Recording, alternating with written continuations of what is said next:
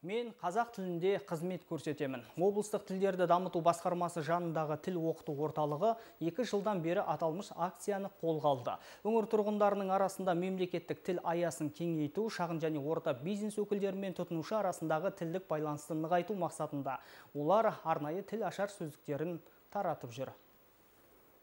Тұрғындар арасында мемлекеттік тілдің мәртебесін көтеріп, қазақ тілінде сөйлеушілер қатарын көбейту мақсатында түрлі акция өткізіледі. Тіл оқыту орталығының ұжымы бүгін қала көшелеріне шығып, ақтөбеліктерге тілашар сөздіктерін таратты.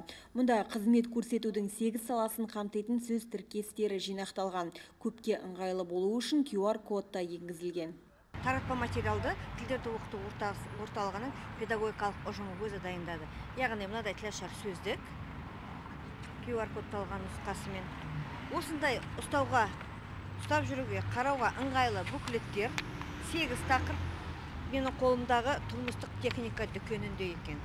Яғни тақырыптарына тоқталатын болсақ, шаштаразда, дәріханада, азық-түлік дүкенінде, банкте, халыққа қызмет көрсету орталығында, пәтерес кооперативінде секілді күнделікті біздердің баратын жерлеріміз, біздің күнделікті пайдаланатын тілдік модельдерімізді қамтыған осы сөздіктер. Тұрғындардан бөлек шағын және орта кәсіп өкілдері де қамтылады. Бизнес нысандарының кіреберісіне осылай сөздіктер жапсырылады.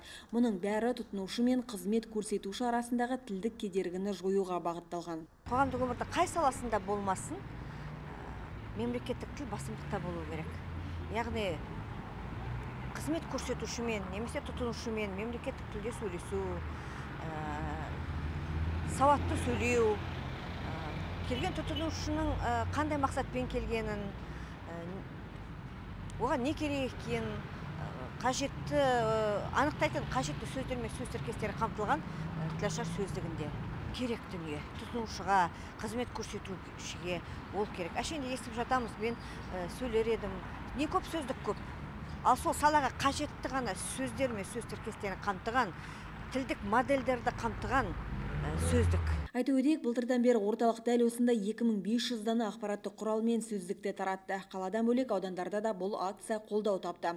Әрі қарай да мемлекеттік тіл мәртебесін көтеру үшін игі шара жалғасады. Жансая Әбдікәрім, Азамат Сауханов, Ақтөбе телеарнасы.